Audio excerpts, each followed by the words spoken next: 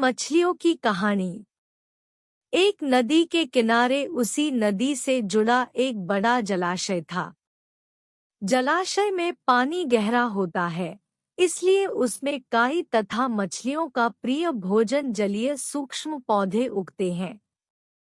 ऐसे स्थान मछलियों को बहुत रास आते हैं। उस जलाशय में भी नदी से बहुत सी मछलियां आकर रहती थी। अंडे देने के लिए तो सभी मछलियां उस जलाशय में आती थी। वह जलाशय लंबी घास व झाड़ियों द्वारा घिरा होने के कारण आसानी से नजर नहीं आता था। उसी में याना, प्रत्यु और यद्दी नामक 3 मछलियों का झुंड रहता था। उनके स्वभाव भिन्न थे। याना नामक मछली संकट आने के लक्षण मिलते ही संकट टालने का उपाय करने में विश्वास रखती थी। प्रत्यु कहती थी कि संकट आने पर ही उससे बचने का प्रयत्न करो।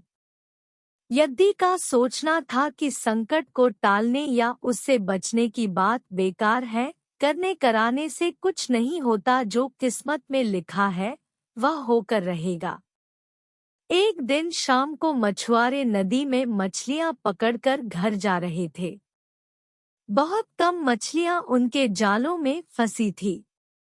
अतः उनके चेहरे उदास थे। तभी उन्हें झाड़ियों के ऊपर मछलीखोर पक्षियों का झुंड जाता दिखाई दिया। सबकी चोंच में मछलियां दबी हुई थी। वे यह देखकर चौंके। एक ने अनुमान लगाया, दोस्तों, लगता है झाड़ियों के पीछे नदी से जुड़ा जलाशय है, जहां इतनी सारी मछलियां पल रही है। मछुआरे पुलकित होकर झाड़ियों में से होकर जलाशय के तट पर आ गए और ललचाई नजर से मछलियों को देखने लगे। एक मछुआरा बोला, हा, इस जलाशय में तो मछलियां भरी पड़ी है। आज तक हमें इसका पता ही नहीं लगा। दूसरा बोला, यहाँ हमें ढेर सारी मछलियां मिलेंगी। तीसरे ने कहा, आज तो शाम होने वाली है, कल सुबह ही आकर यहाँ जाल डालेंगे। इस प्रकार मछुआरे दूसरे दिन का कार्यक्रम तय करके चले गए। तीनों मछलियों ने मछुआरे की बात सुन ली थी। याना मछली ने कहा, साथियों, तुमने मछुआरे की बात सुन ली। अब हमारा यहाँ रहना खतरे से खाली नहीं है। खतरे की सूचना हमें मिल गई है। समय रहते अपनी जान बचाने का उपाय करना चाहिए। मैं तो अभी ही इस जलाशय को छोड़कर नहर के रास्ते नदी में जा रही हूँ। उसके बाद मछुआरे सुबह आए या जाल फेंके, तब तक मैं तो बहुत दूर अटखेलियां कर रही होंगी। प्रत्यु मछली बोली, तुम्हें जाना है तो जाओ, मैं तो नहीं आ रही। अभी खतरा आया कहाँ है, जो इतना घबराने की जरूरत है। हो सकता है संकट आए ही न। उन मछुआरों का यहाँ आने का कार्यक्रम रद्द हो सकता है रात में उनके जाल चूहे कुतर जाएं। हो सकता है उनकी बस्ती में आग लग जाए। भूचाल आकर उनके गांव को नष्ट कर सकता है, या रात को मूसलाधार वर्षा आ सकती है और बाढ़ में उनका गांव बह सकता है।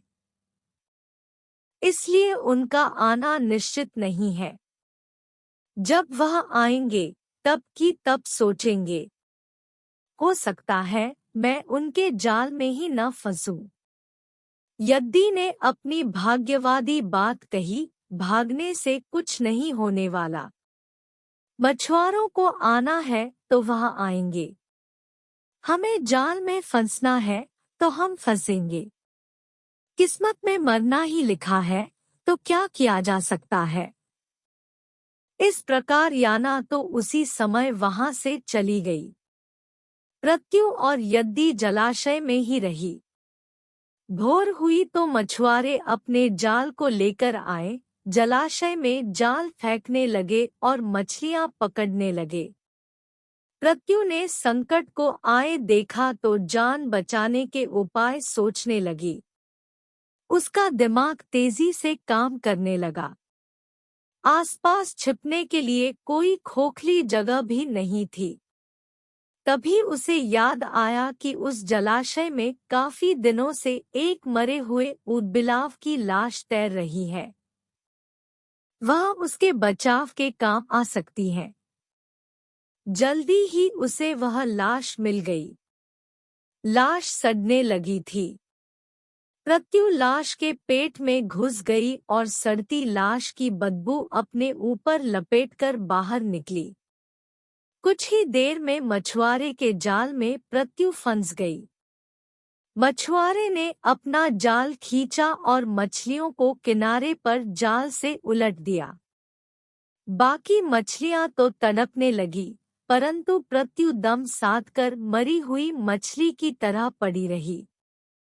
मछुआरे को बदबू का भभका लगा तो मछलियों को देखने लगा। उसने निश्चल पड़ी प्रत्यु को उठाया और सूंघा। आख! यह तो कई दिनों की मरी मछली है।